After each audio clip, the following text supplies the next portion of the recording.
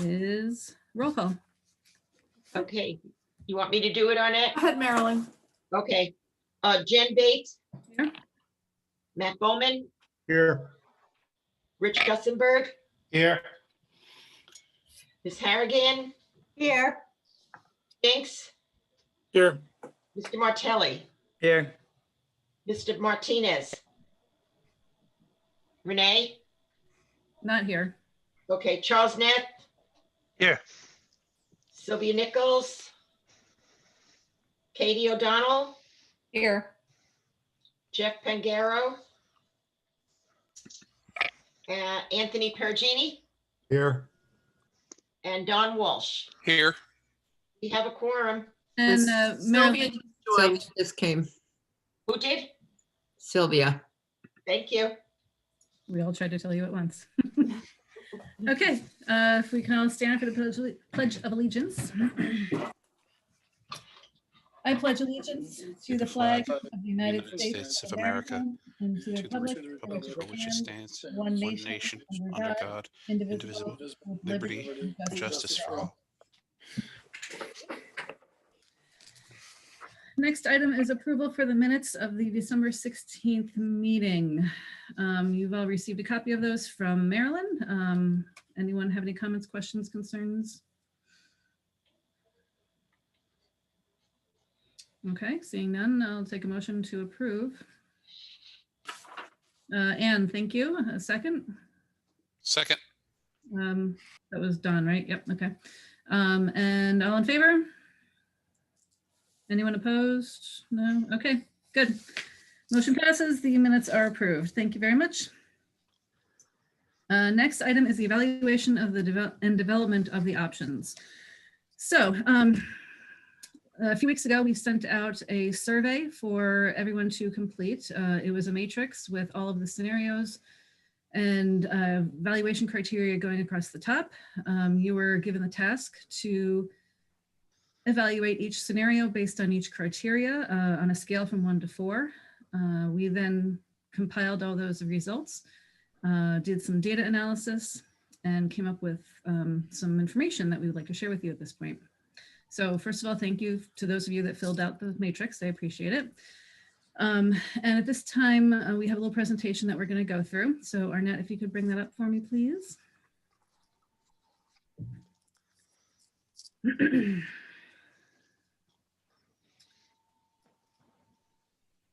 Thank you.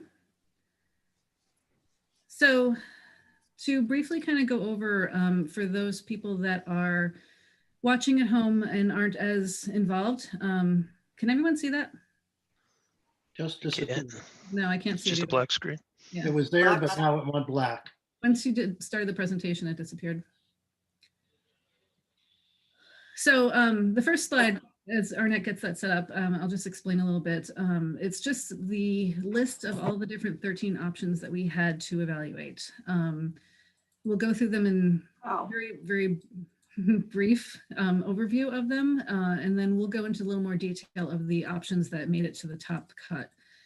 So the first option, Arnett, feel free to just join us with the slideshow whenever you're ready. I'll just keep going. Yeah, it just froze, but I'll get it. That's fine, take your time. So the first option was first of all, let me back up a second. Each option kind of has 2 pieces to it. So the option itself is basically the same between 1A Renault and 1A CIP. It just depends on what we do to the remaining schools after the first phase of the project. So phase 1A, or sorry, not phase, scenario 1A is a new K-6 elementary school, which would be built somewhere in the town of Cheshire, not necessarily on the Chapman property, but somewhere in the north end of town. The rest of the schools, the rest of the elementary schools and Dodd would then have renovations done to them in phase 2, and then the high school would be renovated in phase 3. In this scenario, Darcy and Chapman are taken offline, and the pre-K program from Darcy moves into Highland. Hummuston is to be determined. So similarly, for scenario 1A CIP version, it's the same thing where we built a new elementary school in the north end of town, but the remaining schools then have capital improvement projects done to them rather than the renovation. And that's just to compare the finances to see if Hi, it's worth the difference in price to. I am stuck on, Can I mute her? No, I can't. So it's just a financial evaluation. I am The frozen. differences and I between the can't renos even- versus the CIP. So that's option one, scenario 1A, we're calling it. Scenario 2A starts with As a, soon as I get in, as soon as I can figure it out. You see I'll that, let Jen? yep, I can see it now. How's that? Maybe. you I assume this is the latest and greatest, though. Yep, All right. thank you. Someone's driving here, at least. It's not me, so that's good. So option 2A, again, has a Reno versus CIP component to it. But it's basically the same thing where we have a new 6th through 8 middle school built, a new Chapman Elementary School built, and then we renovate or do capital improvement projects to the remaining elementary schools and then renovate the high school. And both options in this situation, we're renovating the high school into a Reno and to a CIP. For 2B, we start with the middle school again, but this time it's a 7 through 8 middle school and a new Chapman Elementary School in phase 2. And then we renovate the other elementary schools and Dodd, which now turns into a 5 to 6 grade school, and then renovate the high school. In the 2B CIP scenario, we are doing CIP to the other elementary schools. And again, Dodd is the 5 to 6 middle school, intermediate school, and then we renovate the high school as well. So again, difference is just what we do to the rest of the elementary schools. Scenario 3A, Reno and CIP are starting with a renovation of the high school and then doing a new 6 through 8 middle school. And then phase 3 of both of them are either renovating the elementary schools or CIP the other elementary schools and Dodd, sorry. It would renovate the other 4 elementary schools and Dodd for both of them. Scenario 3B, renovation versus CIP is renovating in the high school and then starting with a new elementary school in phase 2, renovating the other 3 elementary schools and doing CIP to Dodd, or doing CIP to the other elementary schools and Dodd as well. So those are the differences in those two. Scenario 4A is a new high school. We'll be demoing the existing one in that scenario and a new elementary school in phase 2 of those scenarios. Then we do renovations to other elementary schools and CIPs to Dodd, or we do CIPs to other elementary schools and Dodd as well. And then the last one is number 5, where we just renovate everything. So we have renovation of all the elementary schools, no additions, just renovating what's there, renovating Dodd, keeping it as a 7 to 8 middle school, and then renovating the high school. In all of these situations, we have not addressed Hummuston. We will talk about that later on today. So those are, for those of you, I just wanted it on the record, and those of you watching at home, these are the 13 scenarios that we were given to evaluate. If we go to the next slide, this is our evaluation matrix. So you can see going down the left are the different scenarios. It continues down for all 13. But going across the top, we have different criteria that we're evaluating. So the first one is that it addresses the enrollment projections and space requirements needed in the school. So one of the things that we did for this project is to do a data enrollment analysis to find out how we're doing as far as population in the schools and what our enrollments are going to look like over the next 8 years or so. We found out that we're going to have a big increase in kids coming into the elementary schools. So one of the criteria was that we needed to make sure we had room for all those kids coming in. We also did analysis on the middle school and the high school to see, you know, what population we had there and whether or not we were reaching our capacities. But we wanted to make sure that we had enough room for all the kids. So that was one of the most important things that we had as one of our criteria. The next item across the top there is physical conditions and needs of the schools. So this is really about the physical condition of the school itself and things that need to be fixed. Typically they'd be done under a CIP from year to year if we get to them type of thing, but it's really the structures themselves and whether or not they're functioning properly. And we wanted to make sure that everything was up to code and functioning the way it should be.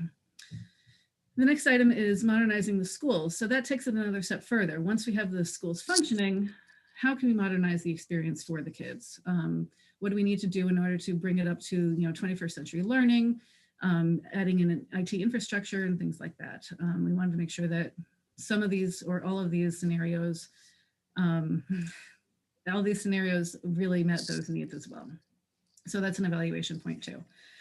The last piece is student impact. Well, the last piece we're going to talk about tonight really is student impact. And this is really lower weighting. You can see the weights, we'll talk about those in a second, but because we felt like all of these scenarios really will impact all of the students, it's just a matter of timeliness. So whether or not we meet the needs on a timely basis, we will be meeting all the needs with all these scenarios eventually, but it's really about timeline and making sure that we have an impact to the student in a positive way as quickly as we possibly can. The last column then is the minimizes financial impact, which we don't have a score for today. We have the town working on this column for the scoring. They'll be doing some financial analysis and we'll talk about that a little bit later. But when we go through these scores, you won't see a number for that right now. That'll be coming in our next meeting. As far as the weighting goes, you can see the weights across the top of the screen there. That kind of shows the importance of, how much we felt like each criteria was impacting what we need to do. So it's a total of 100 points and each one gets a portion of that. And then the score that you give them in the yellow box gets multiplied by that. And we add across the column to get a final score. So you'll see the totals in the next slide. For those of you on the call, does anyone have any questions so far? You all filled this out, so I'm hoping that it's all familiar. I just really wanted to go through this for people watching at home to make sure they understood the process of how we did this. No question, Jen, but that was Yeah. a stellar overview. Thank you. Outstanding. Thank you. And with that, I will turn it over to Chuck, who is going to take us through the next few slides. Very Chuck. good. So, yes, as Jen said, we took the weighted score, which you'll see here. Now, these are out of 80 because the 20 points weighted for the minimizes financial impact has not been included. So, again, you see the 13 scenarios down the left side, and each column represents one of the responses. And that is the score given by each person on the committee for that particular scenario. All right, so that's total scores taken straight off of the sheet. Sum them together in the final column. So for example, 1A Renault received scores in the first row all the way across for a total score of 828.75. All right. If we can go to the next slide then. So taking those same total scores that we have, again, you see them in the on the left there. That's just taken from the previous sheet.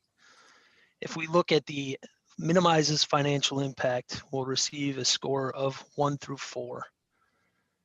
Being that it's given a weight of 20, you'll only ever have a 15-point difference between the high and the low score for minimizes financial impact. So for example, if a scenario got a 1 rank score on that scorecard, you would get 5 points.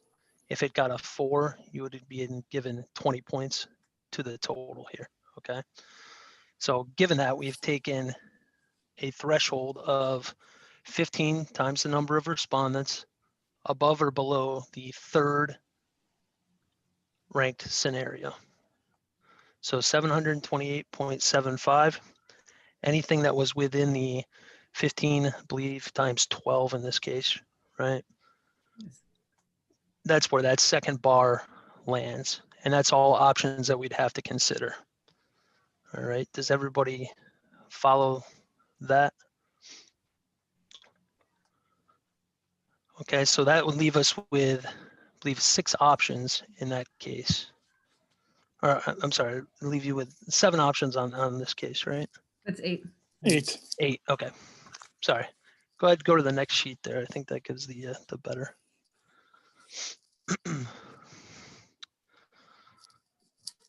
All right, so if we're taking that total score now and we're looking at the average of what everybody has given it and keeping it same threshold for the weights of the minimizes factor, that's what's shown on the left side here. So if we're taking the average score, the highest scoring was the 2A Renault at 72.92. The lowest scoring would have been the 4A CIP at 36.67. But again, we're taking the top three and then taking anything that's within, let's call it striking distance with the minimizes financial impact score. That's what's inside that bar there. All right. Similar method of looking at it, instead of just taking the average, is to take the median of the scores that you have here. And the reason for using the median would be to get rid of some of the outlier scores where you may have several high scores on one and then one very low score that might be throwing off the average. So you can see there is a little bit of a difference between the median and the average, but you end up with a very similar top 6 scoring options there. All right, go to the next slide. So based on everything that we've got back, looking at the results of the scoring in, a couple different ways, we've settled on a top 6 options that all received a score that is either the highest now or could be the highest based on a perfect financial, minimizes financial impact factor score. So those 6 options would be scenario 2A, Renault, which in phase 1 would be the new 6th or 8 middle school. The scenario 1A, Renovation, which in phase 1 would be a new elementary school. Scenario 2A, CIP, again, it's the 6th through 8 middle school, but with CIP for the elementary schools to follow. Scenario 2B, which in the phase 1 would be a new 7th through 8 middle school with renovation of the middle school, elementary schools to follow. And then scenario 1A, CIP, again, it's new elementary school, CIP for the elementary schools to follow. And then scenario 5, which would be renovate everything, starting with the elementary schools and going on from there. All right. So again, based on, the input that we had there, you can turn it back to Jen if you want to kind of summarize what the next steps are off of that, or if anybody had any questions kind of off of Yeah, what before we we have. go on to the next steps, I just want to check in to see if anyone had any questions on the data or our conclusions from all that.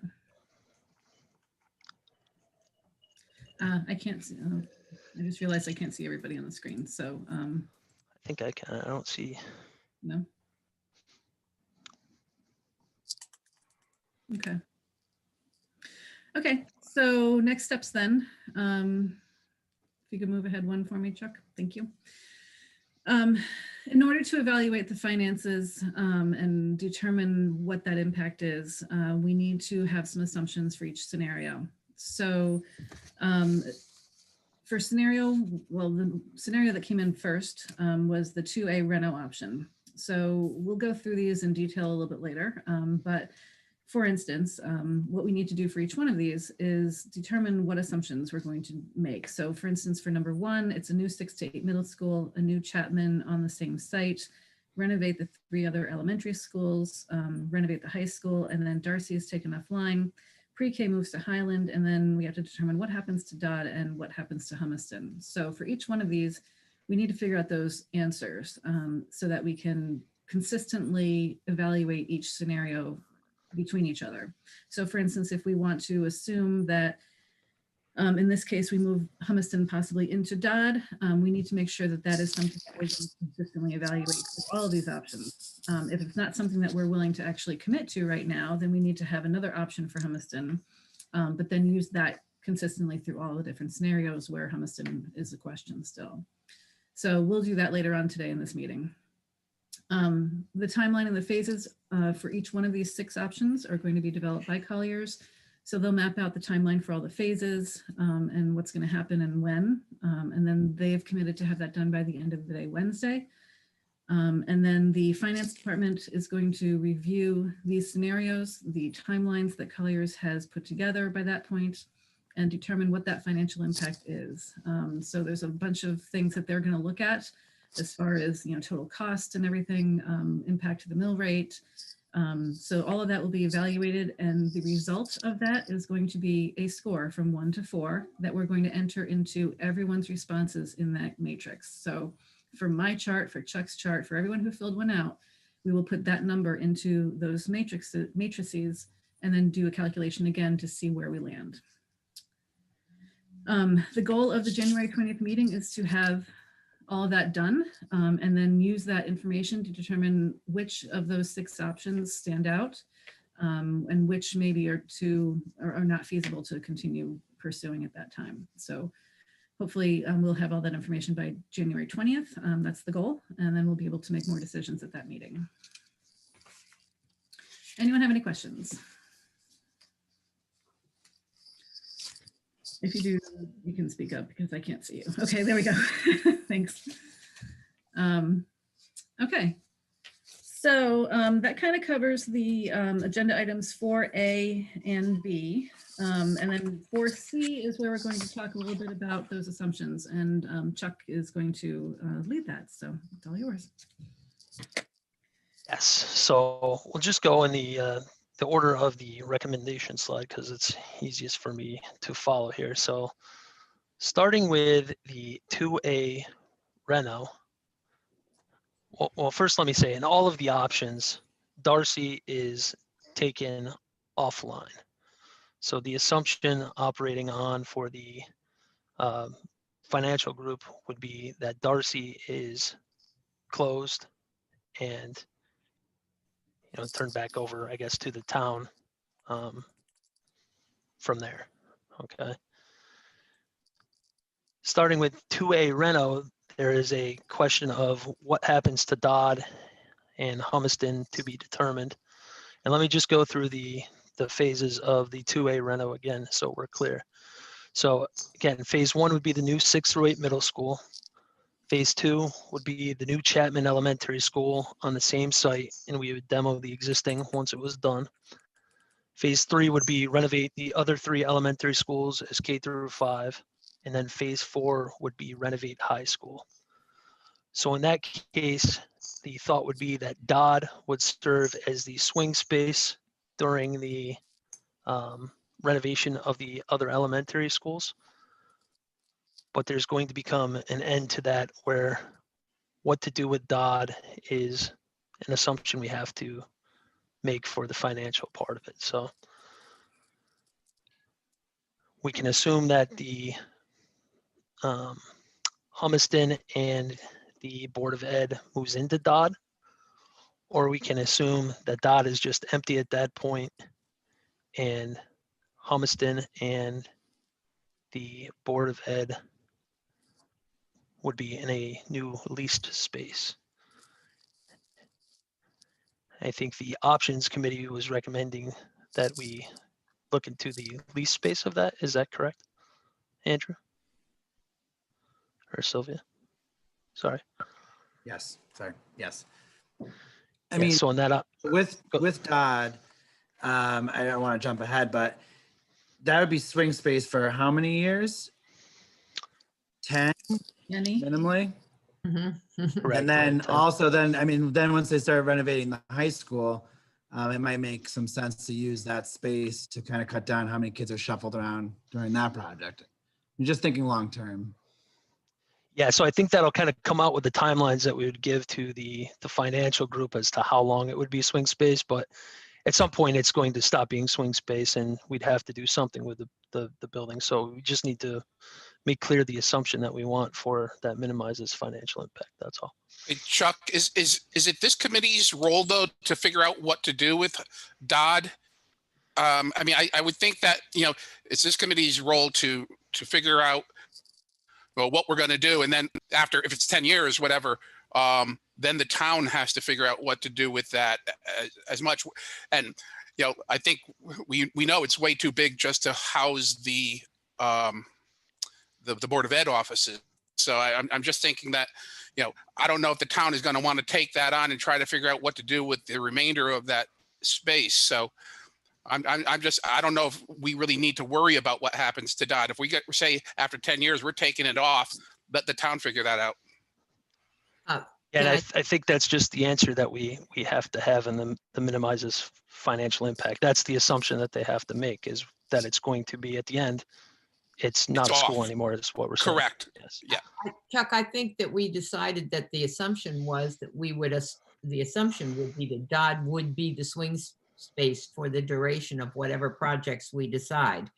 And then at the conclusion of that, we would decide what to do with it. But in the meantime, we had to find some solutions for Hummuston and the Board of Education, whether it's temporary lease space, whether it's incorporating them into other spaces as we renovate them, could be sorted out as we moved forward. But I think the assumption was that Dodd was basically the swing space for the duration of at least the bulk of the project. And by the 8 years out or 9 years out, things will change. We don't know what will happen, but then that would be not our job to figure out what's happening, but that's kind of where we came to, I think. Isn't that right, Andrew? Isn't that where we came to, basically? That's where we came to. But if I could just add, I think that when we, moving forward, that we might as well talk to Vinny and come up with a yearly cost to operate that building. Okay. I mean, I know there's some, over the next 5 years, there's some serious capital improvements they're looking to do. I mean, maybe we can put together a conservative analysis of that and say, hey, look, over the next 15 years, it's going to cost the town X amount of dollars to keep Dodd as a swing space and on the books, so to speak. But like as Don said, I mean, we're talking 10, 15 years from now, who knows what the town's going to look like and what they might want to do with that building. Yeah, understood. Hang on one second there, Ann, I see your hand. I think that's what I'm trying to say, is that the town is looking to minimize the financial impact of whatever plan we have. So if that building at the end of that 10 years is going to be empty, that's just the assumption that we want to give to the town so they know how to make the assumption with it. That's all. Go ahead, Ann. We were also talking at one point, and I don't remember which scenario, but were we not talking about using Dodd to potentially, as a swing state, also could house Hummuston and the Board of Ed at the same time? That was brought up, but more analysis will need to be done because we don't really know which elementary schools would need to use it for swing space at which point. So if you have perhaps 2 elementary schools being done at the same time and we need to put 2 schools worth of kids into Dodd, I don't know that we have room for Board of Ed and Hummuston as well. If you have all of Highland go in there, I think that pretty much takes up most of the school. So it really depends on the timeline. And I think the purpose of this discussion is to figure out what we're comfortable committing to. So yes, we can't tell the town what to do with Dodd at the end of the day. But if we decide to put Hummuston and the Board of Ed into Dodd, that is our decision. So is that something that we're going to commit to right now as far as just being able to do this financial analysis? Or do we want to say the assumption is that Hummuston and Board of Ed would have a leased space somewhere else in order to complete this part of the analysis? Thank you. Yep. Correct. Well, can I just ask one question? Because if one of the scenarios is building a new middle school, then would Dodd, Dodd would stay as a middle school until the new one is built. Yes. And then I guess if the second scenario is building another elementary school, that's when we would start using it as a swing space. Right. Yeah. So focusing just on 2A there, Don. Okay. It's new 6 through 8 middle school. Yeah. It would be a 7 through 8 middle school until that 6 through 8 was done. Right. And then that phase 2 is a new Chapman Elementary School. It would likely be a swing space for Chapman while that new school is constructed on the Chapman site. On the Chapman and then site. Renovate the other 3 schools is phase 3. It would be a swing space for those schools as the renovation is done on those buildings while they're empty. So that's why we're saying it would be 10 years down the road. Right. So we're looking at like probably maybe 4 referendums. Is that what we are looking at? Because we're not looking at one referendum for everything. Correct. That's how we're, okay. Thank you.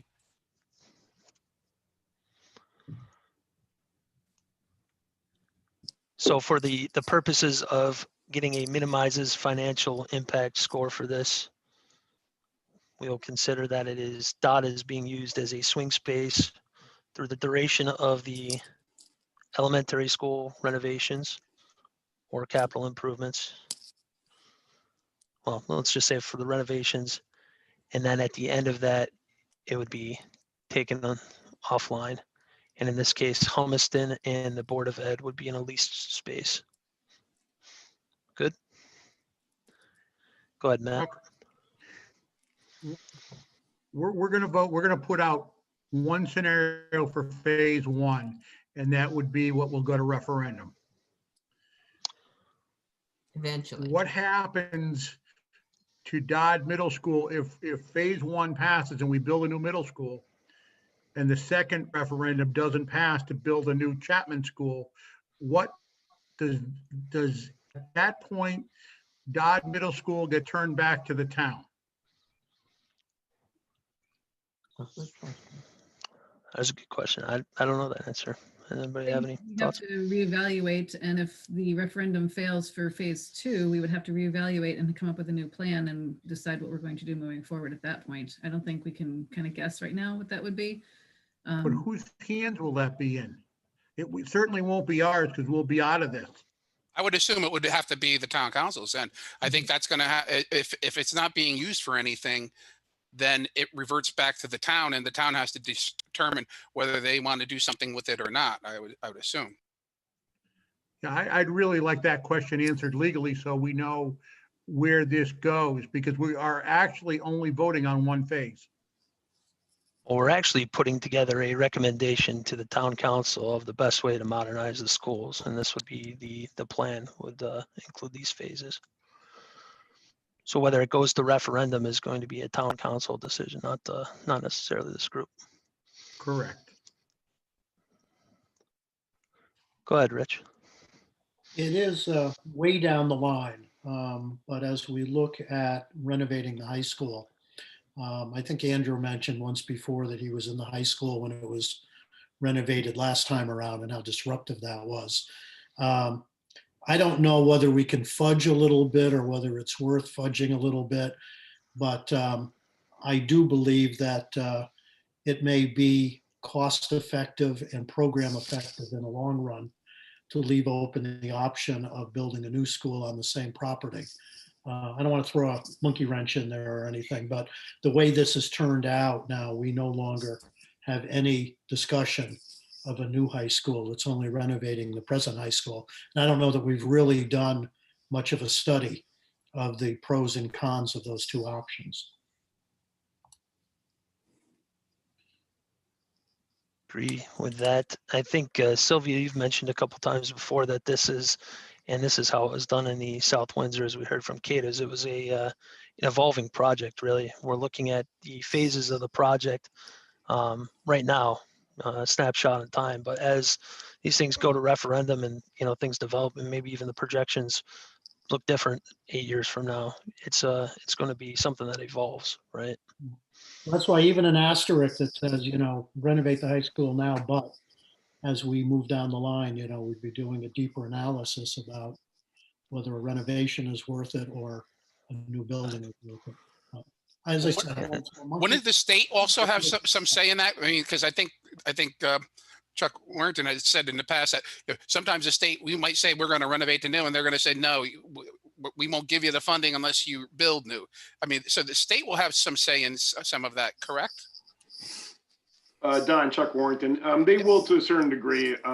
For a project of that size, they'll definitely want to take a look at the school and have some say on it. But I think, Rich, I think you have some real valid points of this is a long program to if anybody has that lens of what you're going to do with that high school 10 years out, that's pretty good. It could change. There's a lot of things that could change in your program. I think over time, whether it's enrollment, economics, the state, how you educate, who knows by the time you get there. So I think to leave that discussion open would probably be a good idea. I would say, yeah, I think this is good feedback as far as the options and developing the options. We really just kind of want to focus on what the assumptions are right now for the impact part of it. So again, the phases are may change down the line depending on what happens. But if we're just looking at stuff as a snapshot, kind of coming up with a score for the minimizes financial impact factor, if we could answer the open-ended items that are in here for right now and develop the options kind of going forward off of that.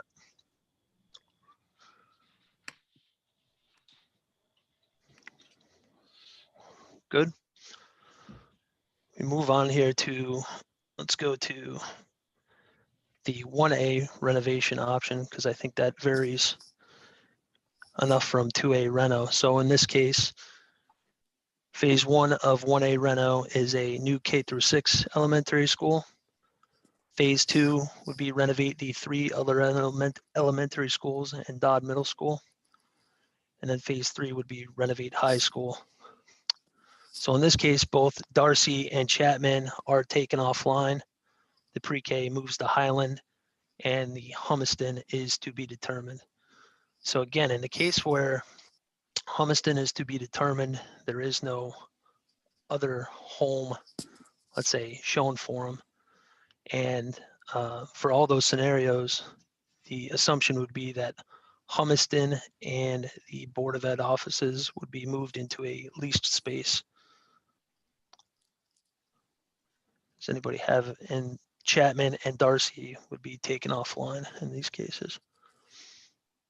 Chuck, if you're building a new school, can't you build space in that for the central office? Yeah, I think we had talked about that early on. Yeah, Probably you could. The state of Connecticut does permit that. I think it's just a matter of discussion with your Board of Ed on the alternative high school and where that gets incorporated. Yeah, I don't know if it would be appropriate to put the alternative high school in an elementary school, but at least, your offices could go there, and it might be cheaper than renting space, but.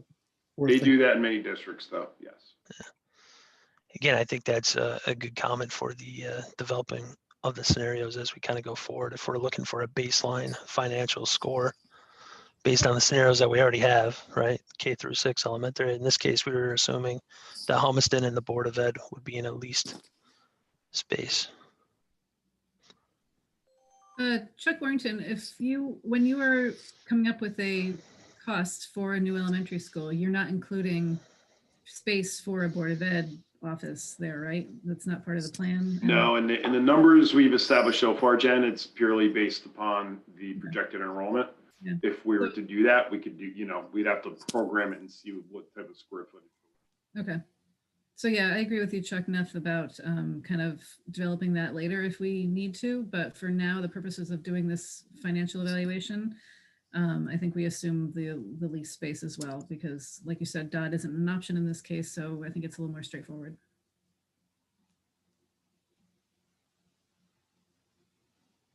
Very good.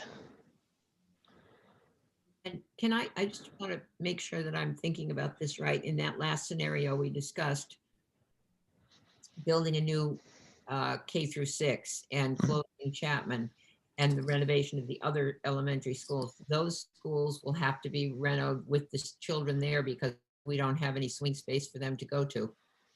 Is that correct? Or if we've closed Chapman, are we using that as swing space? How's that? Yes, the assumption in 1A Reno is that the new K through 6 elementary school would be built on a new site.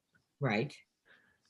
The only schools that you'd have for a swing space in those cases would be Darcy and or Chapman. So okay, so I don't think they'd be viable swing spaces for the others.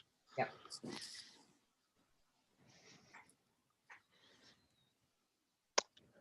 Anybody else? Any questions on the assumptions for 1A?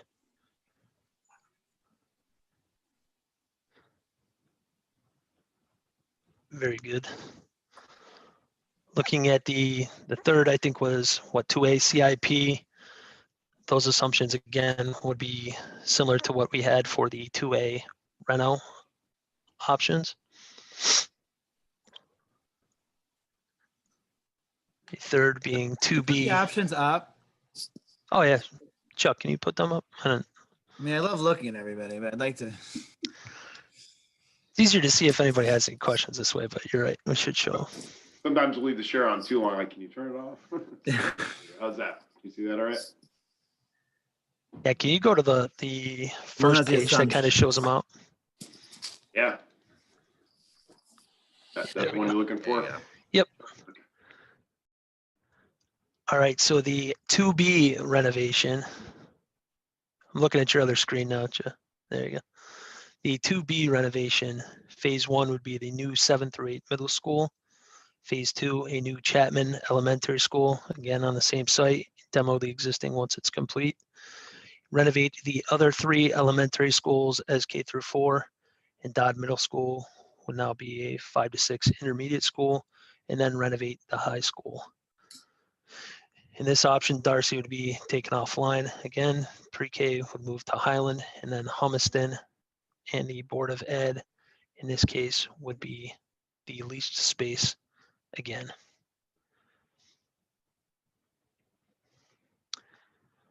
So there's no real difference, I guess, in the assumptions, and we want to keep the assumptions similar so that we're comparing apples to apples across the board. And again, they might change later as we further develop the options.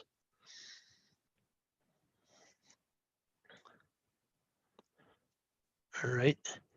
And finally, the 5th scenario, renovate all. It starts with renovation of all 5 elementary schools as K through 6, renovate Dodd, Chuck, renovate the high school. Chuck, you said option 5. The 5th one is 1A CIP. Did you do that one? Yeah, sorry, I thought I kind of covered that with the 1A reno. Again, it's the same same assumptions as the 1A renovation, where Darcy and Chapman are both taken offline. Pre-K moves to Highland, Hummuston, and the Board of Ed space would be leased at that point. Okay, thank you. I said scenario 5, option 5. I guess I was talking about the number there as the renovate all. So for the 6th place Yes, option, it's number 5. 6th place scenario is number 5. It's not confusing. No.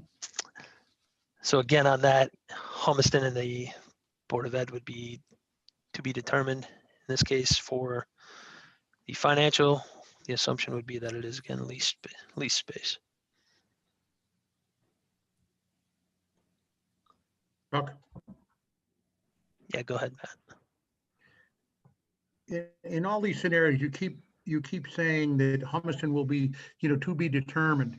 But in the meantime, how much money is the town of Cheshire going to have to put into bringing that up to handicap accessibility and code compliance?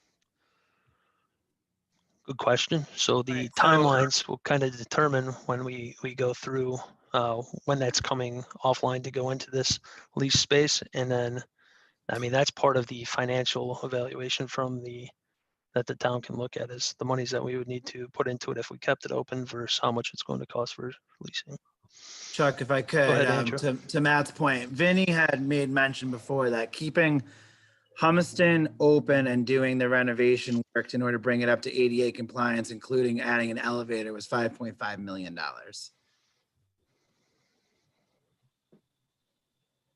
So I don't know if that's the number, if that's the only number that we have for Hummuston TBD, if they carried 5.5 million in all of the options or in all the different scenarios for Hummuston as a placeholder to keep apples to apples. Just a suggestion. Jeff wants to add something though. I can't see Jeff. Go ahead, Jeff. Thanks, Andrew. I think the other part of this is that conversation with Costas that, Chuck has mentioned, that, we've been out of compliance for ADA for over a decade. But we have a plan for remediation. I think I shared that with the entire group about 3 weeks ago or so. We got the annual that you have to be moving forward plan. So, there's not, I think this is part of a bigger conversation with the state. If we have a plan to revise or renovate or build or whatever our facilities to bring them up to code compliance, I think they would be understanding about us not being in compliance in other places. But Chuck, correct me if I'm wrong there. Chuck Warrington. Jeff, with respect, like holistically speaking with compliance, I think that's probably, I mean, the state of Connecticut certainly wants you to be from OSCGR, right? That's the goal, but they're not, I wouldn't see them necessarily dictating to you. Might be more Department of Education. And I know they're part of that as well. But we'd have to have a plan then for Hummuston in order to do that. Because they won't, I mean, because all these other options are saying to be determined. So we'll have to have some kind of plan for what to do with that in one of these scenarios. I imagine it'd be similar to what we did with Cheshire High School when the OCR audited us back in 2009.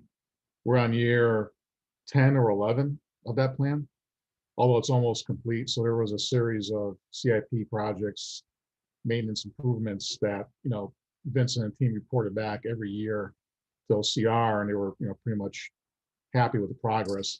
Not that I want to stretch out Hummuston 10 years, but we do have precedents on something like this, for what it's worth. But would we want to keep putting money into that if we know that we're not going to be using it anyway? I mean, that's the thing. If it's going to cost $5.5 million to bring it up to code, then that's something that we have to look at. Yeah, I agree. I would say, obviously no, if we find a more cost-effective solution, but if it's going to take 2 or 3 years to get the other option, I think they would be okay with, a plan that supports use that building. But again, that's good question, Don. I'm not saying pour more money into it, but I think, if we're going to use it for another 2 or 3 or 4 years while the other solution presents itself, I think we can work with OCR to be compliant by their standards until we get out of there. But we'll cross that bridge, I guess. So in all of these scenarios, it says Hummuston TBD, but that was just to get us to this point now where we're having this discussion about what assumptions we're going to make for Hummuston to go forward. So I don't think any of us want to keep Hummuston. I don't think we want to make sure, we don't want to, we want to make sure that they get moved out of there and go somewhere else. So I don't think that $5.5 million is something that we need to invest in this. I think we need to make the decision that Hummuston is part of this project and needs to be included and moved. But the question is where. So this is the first time we're really discussing it in detail. But making the assumption that we're going to find at least space for it to get to these numbers is that first step. And at that point, we can, once we go through all of these scenarios and have a better plan as far as timelines and things like that, we can figure out, what timeline that will fall into. But I don't think any of us plan on having Hummuston around for another 10 years being used. Agree. I think Hummuston in all of the cases isn't really dependent on anything else except in the case where potentially it would go into Dodd. But we're saying that it's going to be moved into a lease space with the Board of Ed. I mean, that can be in the early phases. It's not necessarily after everything, even though it's placed there in these scenarios. Right, and that's part of the timeline. I mean, we can put that really, like you said, anywhere unless it's going into Dodd. So when Colliers is going through the timeline, that should be reflected in there somewhere, that it is pretty independent. Yes.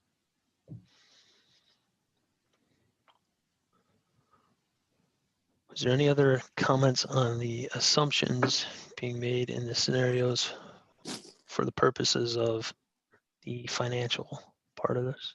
And I'd like to ask Jim Jescott specifically, since he's here with us, is there anything else that you feel like you need answered in order to be able to move forward?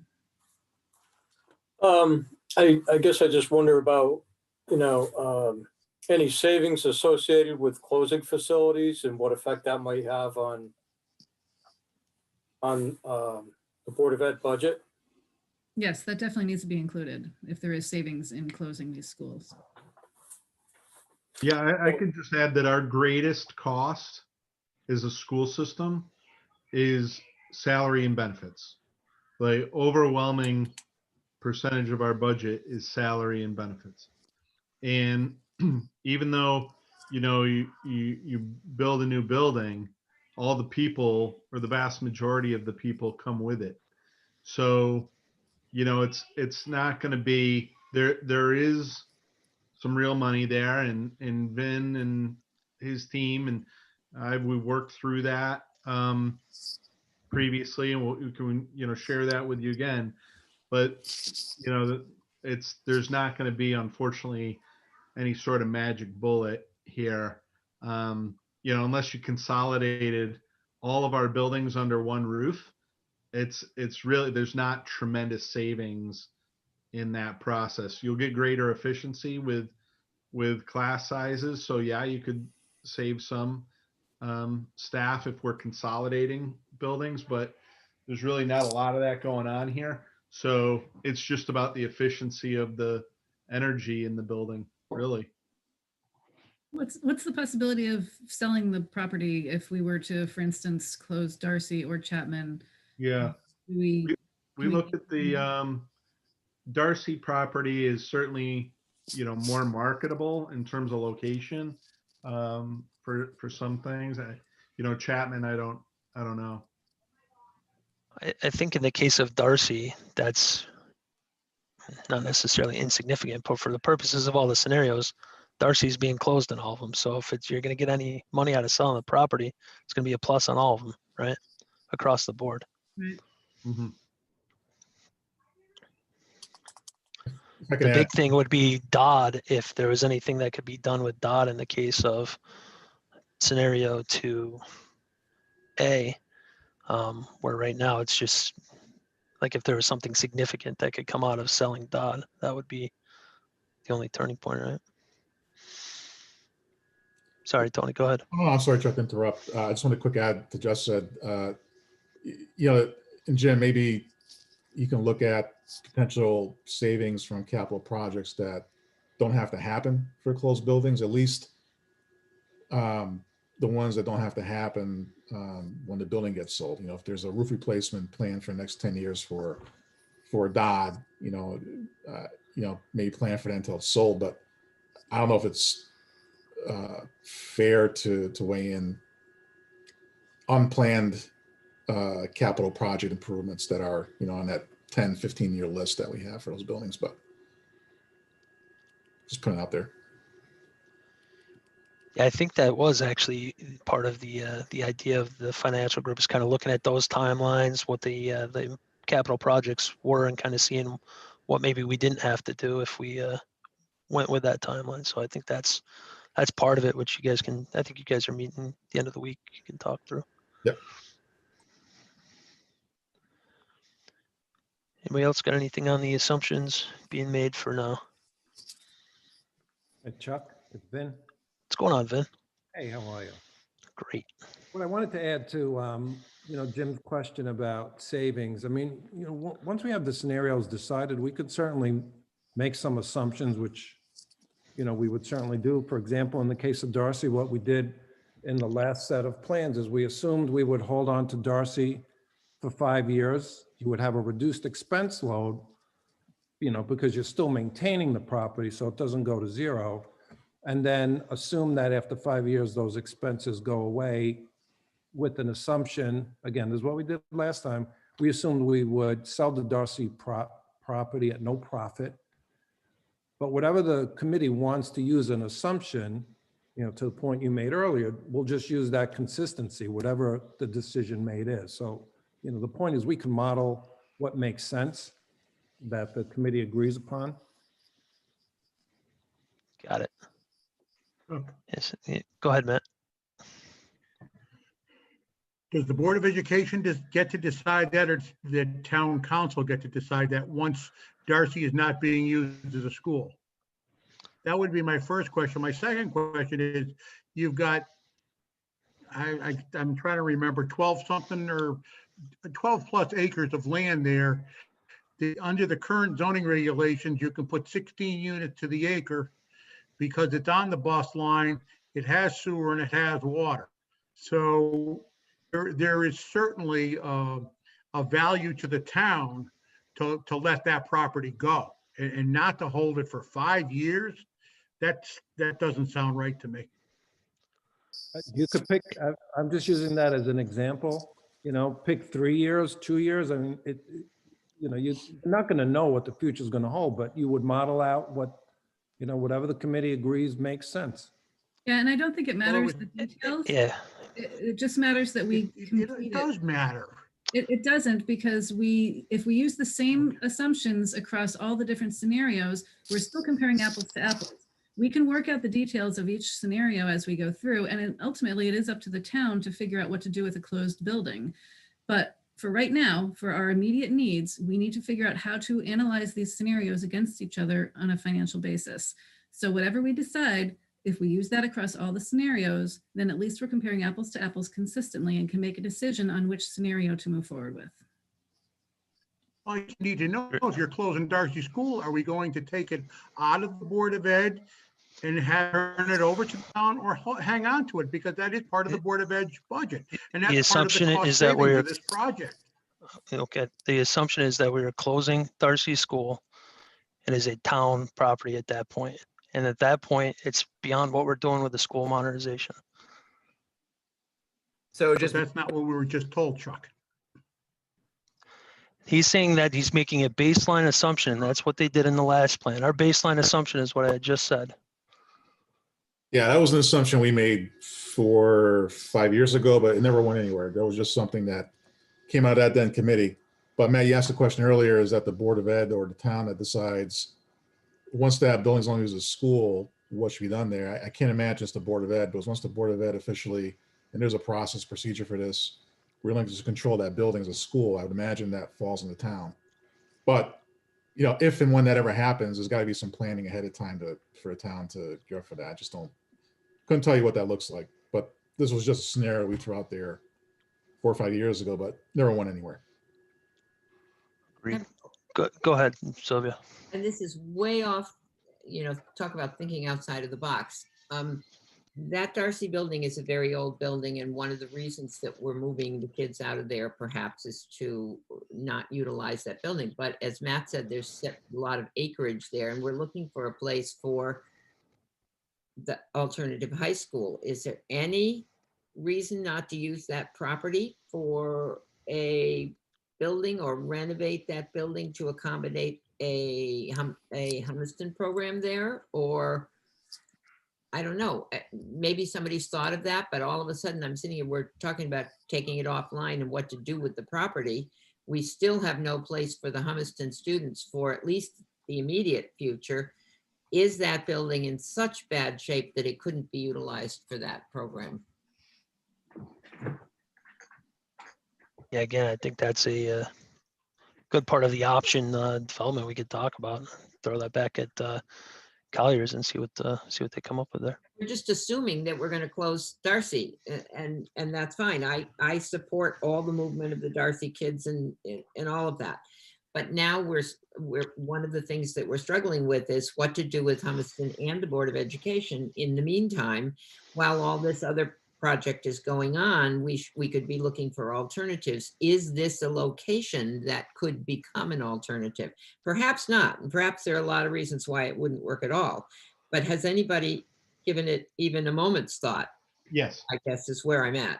Yeah, I could answer that, Sylvia. In looking at Hummuston as an alternative for Darcy, one of the things that we really need to have is adequate access for birth to 3 through kindergarten. And the facility itself is not really adequate. It would have to be absolutely retrofitted to include bathroom stalls and everything for little ones. That it's not the amount of money you'd have to sink into Hummuston to make it appropriate for. I think you're going the wrong way there, Jeff. We're talking about moving the Hummuston school into Darcy in this case. In that case, it's the reverse effect. That if you've been to Darcy, the toilets are 6 inches off the floor. I have adolescent boys at home. We don't want that. Me too. So, I mean, you're experiencing the same problem in the reverse effect. I apologize. Thanks for the clarification, Chuck. Right. And Let me just say in this case though, Sylvia, if in all of the cases, we are taking Darcy offline, and Yeah. if in all of the cases, we're moving Hummuston into a lease space, that's our assumptions right now. right, If right. that changes later, if it's the right answer for one option, it's gonna be the right answer for all of the options. So we can develop the option in that way. But for scoring on the basis of minimizes the financial impact for right now, if that's our baseline that we're taking, they're gonna I get agree with that. scores I across the just board. thought we're focusing on what's going to happen with that property long term. That is not what we're discussing this evening, but I'm thinking when you look at a long term thing, perhaps that's something we could talk about later on. But I agree. Yeah. Yeah. Totally. Yeah, I agree. I think there's been some good comments as far as developing the options that we can kind of take from here and move forward. So So can I say something real quick? go for it. If we take a step back for a second, the goal of tonight is to take these 6 options and evaluate them across the board so we can figure out what the top 2 to 3 options are. Once those top 2 or 3 options are identified, that's when we need to start digging into all of these questions. So it's critical and we will get to it. But right now, all we need is some assumptions to get us to where we can now eliminate 3 of these 6 options. Agreed. Very good. So with that, I mean, I think that covers bullet point 4C. We can move on to a status report from Colliers. Chuck, is there any update on the meeting with OSCGNR? Not at this point. I did get an email last week. They said they are working on getting that scheduled for us. The next one's on the list. So I guess they have a lot of meetings, all these virtual meetings right now. So we are waiting to hear back from them. we're watching our email from that office. Hopefully Got soon. it. And then the second part is action items required by the School Modernization Committee. So I know you guys are working on the timelines. We'll have that Wednesday. And the follow-up to that will be meeting with the finance group, which we can talk about here. Let me just look at the agenda. Yeah, so meeting with the finance group later in the week here. I believe a meeting set up for Thursday to kind of talk through kind of some of the costs and the timelines together. Is that right? Yeah, I think just looking at the timelines, we're going to be, just kind of thinking out that I'll say that phase 2 of once you get done with the first project. I think we really need to kind of do a deeper dive in. Okay, you have now 4 elementary, say if it's a new middle school in that option or other, you're going to have 3 or 4 elementary schools we're going to have to deal with. I think how do we juggle those around? I think it can be very critical. So John and I are going to put our heads together to make recommendations to your committee and just some food for thought, some things to chew on. Do we do 2 schools at the same time? Do we do 1-1-1? That's the next kind of, I'll say, mini challenge we have to take a look at. So what you're saying is in the case of, let's say, the 2A Renault, where it's new 6 through 8, new Chapman, and then renovate the other 3 schools, kind of how you're breaking up those other 3 schools in terms of year X or X plus 5, whatever. Yeah, you got 4 schools, for example, and just put out there, like if you're gonna build new Chapman, you have the middle school available. Why not renovate Highland at the same time, and then you can move Darcy over faster. Take advantage of that real estate faster. Yeah, that's just something we're thinking about. But instead of that, spread it out over, these are 3-year projects, 3 to 3.5 year projects. So we want to try to find some opportunity to condense them, but at the same time, the financial impact, of course. Gotcha. And that's what will be critical for Don, Jim, Tony, and Jim Jascott as well, right? All right, was there anything else from the school mod that you needed for input action items I don't think at currently? this time, Chuck, we've been obviously communicating a lot with the subcommittee and you guys. So nothing at this point. Just looking forward to hopefully meet with the state soon, kind of getting some initial feedback from them on some of your options. Very good.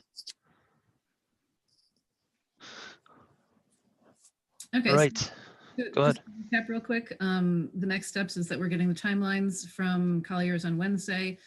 The finance group is meeting on Thursday, and then Jim, Jessica, do you feel comfortable being able to provide that data for us by the meeting on the 20th? Yeah, I know, as far as getting cash flows from Charles, it's pretty mechanical to get projections on debt service, I would think, for each of the scenarios that come to the forefront here. I'm probably going to need some help from the Board of Ed to determine the impact of, perhaps any operational savings or additional expenses. So hopefully they can work with me and the finance group in general later this week to determine, how we're best going to do that. But yeah, I'm reasonably optimistic that we'll get this pulled together. Great. Okay, so keep in touch and let us know if you need anything or have anything for us. We'll need a day or so just to incorporate it into all of our data analysis. So if we can get those scores from you a couple days ahead of time, that would be helpful. And if you need anything in the meantime, let us know. Okay. Which brings us to item number 6, which is the options subcommittee status. And I know Renee wasn't able to be here tonight, but for Andrew or Sylvia, is there anything else that you guys wanted to bring up or discuss or have questions on? At this point, I'm not sure if there's anything. Oh, Sylvia, were you going to say something? No, I think at this point, we presented the options and they need to be vetted. We need to get all of those things. I would say we should be on call if there are other questions that we need to rethink some of the options or perhaps rephrase them or give you more in-depth information about them that can help further a decision down the road. But for the moment, I don't know if you agree with that, Andrew, but I think for the moment, we have to be focusing on the financial impact and all of redoing the matrix and all of that first. And so for now, I think we're good. Would you agree with that, Andrew? I do. Yep, I agree with that. And after our last call the other day, whichever day that was, yeah, they all run together, don't they? I think our subcommittee's kind of done its charge until something else gets assigned to us. Yep. I agree. And I was going to bring that up and make sure that you guys were all set. So I figured you would have already reprogrammed us somewhere else, Jen. I'll put you somewhere else. Don't worry. Now, if we're bored on Wednesday afternoons, we'll call you and let you know. I'll miss you guys on Wednesday afternoons for sure. But now I get to go meet with Rich in his meetings. So there you go. I'll be there on Wednesday anyway. Yeah, so if there's anything that comes up, we'll definitely keep you in mind and get you involved. But for the meantime, I think you guys are all. Okay. Speaking of Rich, your item is next. Anything from the communications subcommittee? Well, on that happy note, we are meeting 6:30 on Wednesday with the CRPP to begin the process of developing the survey. I asked Arnett to please send that out to everybody with a link. Anne has asked if she could be part of that group, and I invite everyone to join us if you would like. We really would like to get as much input as we can up front in terms of the kind of data that people are looking for from the survey. I'd hate to hear after the fact, I wish you had asked about such and such or whatever. So that'll be 6:30 on Wednesday, and this will be our initial meeting. There was some general material that was sent out today, which I believe the committee has all received. And if anyone else wants to join us, let me know and I'll send that information to you. Other than that, we just continue to push some information out on Facebook, letters to the editor, some things like that. Just still, supporting the development of the PAC. So there's a lot going on, although not as much over the holidays. So we'll be gearing up again soon. That's it. Okay. Thank you very much. Any questions for Rich? Okay. Report from the Board of Ed members. Anything from Board of Ed that we need to know? Go ahead, Tony.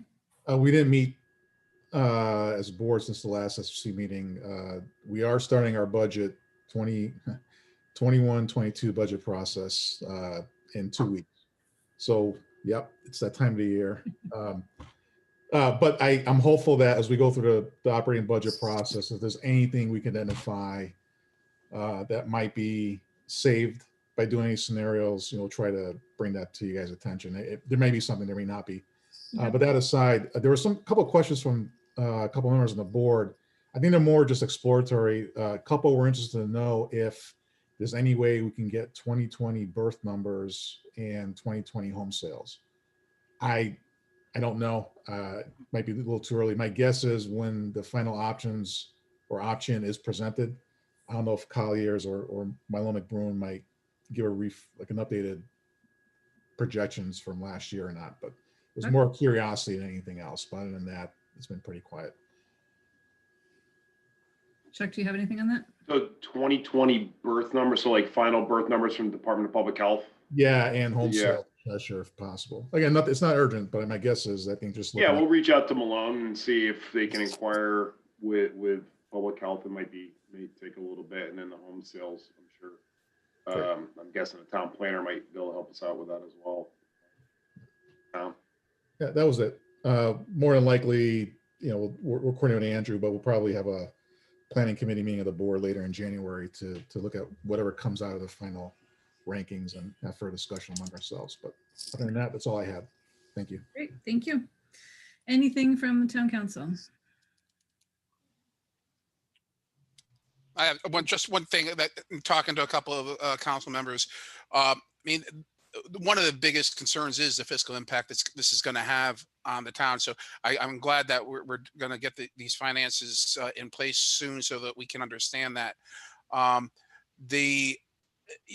of the things with when you're looking at this, I had asked the superintendent of schools from South Windsor about what their grand list growth was over the 10 years versus their mill rate. I mean, I looked at their mill rate, which incredibly in the 10 years from they started a project till now only increased by 2 points. When you build 4 schools and increase your mill rate by 2 points, they're getting money from somewhere. And that's something that, we don't have the luxury of seeing right now.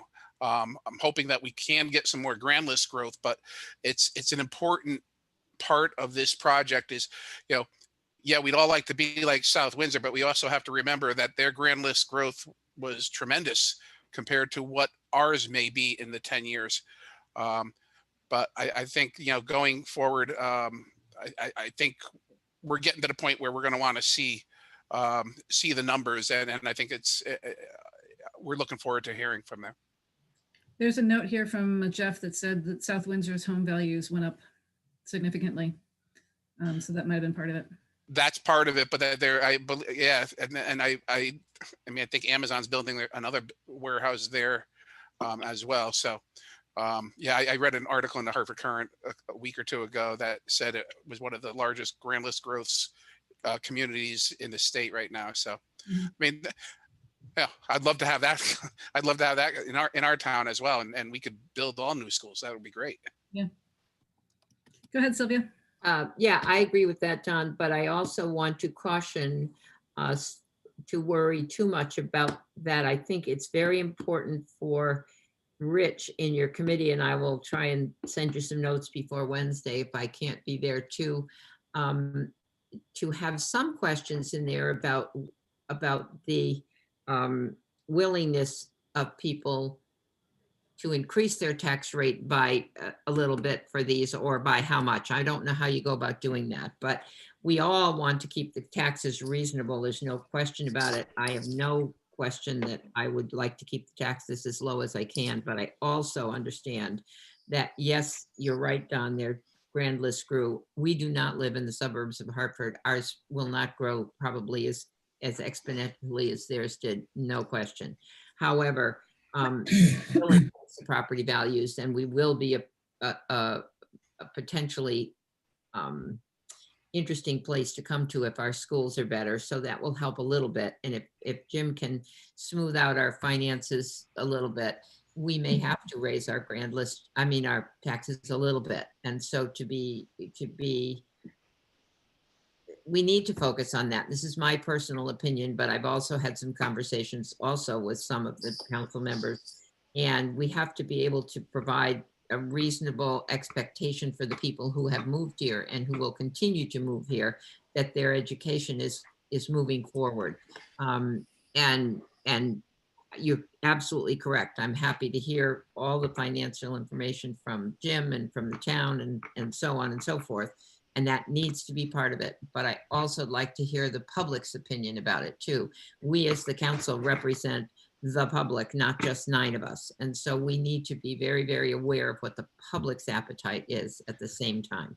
That doesn't mean we have to give them everything they want, but it does mean that we need to listen to what they have to say. And I agree with you, Sylvia. I know the council, everyone on the council is in favor of doing something here. We Right. know we need to do something. Right. And none of us are against this, believe me. Oh, I didn't say you were. No, but no, but what you were just saying, made it sound like, oh yeah, we have to remember that. But yeah, I do remember that, and Okay. we're for this. But one thing I do want to say to Richard when he is doing this is to remember the businesses as well. I just want to make sure that when the survey is going out, we make sure that we do survey the businesses as well, because that's an important aspect of their, I mean, especially some of our biggest taxpayers. Absolutely. I'll address both if I can. We specifically asked CRPP to make sure as they design the survey that it focuses in on both the business community and the citizens. And one of the things that we're looking at in terms of the questions is to see, what is the willingness to pay for the different kind of projects. Right. So, to just say, do you want to build a new school doesn't mean anything. To Right. say, if building a new school would cost X amount of money, which has this kind of an impact on your taxes per month or whatever, if that were the case, would you be in favor of it? They're the experts on how to design the questions, but that's the kind of thing we're looking for, so that when we come back to you, hopefully somewhere around the end of February, you'll have some good information there about what is the tolerance of the people in the town for the various projects and the cost. Right. Good. From my perspective, that's good. I want to make sure that we're all thinking. Okay, Jim Jinks, anything from you? I don't really have that much to add. I think Sylvia and Don really expressed the views of the council pretty well. I mean, I'm eager to get to the point where we're kind of gauging the value versus the expense or the cost of this whole project. So I think like we all are. Yeah. Yeah, and just remember, this is the first round of just evaluating these 6 options. So the number that we get back right now is just to compare them. And then once we're down to like 2 or 3 options, that's when we're really going to have to refine those numbers and see what that impact is. So more work will need to come at that point too, just so everyone's on the same page. Jen, Yes. in the end, do you see us presenting a single scenario to the town council, or? I see us presenting our preferred option with a backup plan as well, in case it needs to be tweaked or adjusted. We need to have at least 2, one preferred and one as a backup if the first one isn't feasible. All right, thanks. Okay, next item is public comment. Arnett, anything new? We have no comments. Okay. John, there's nothing new on your spreadsheet, I don't think, right, since the last meeting? John? Copeland? No, Jim. Okay, great, thank you.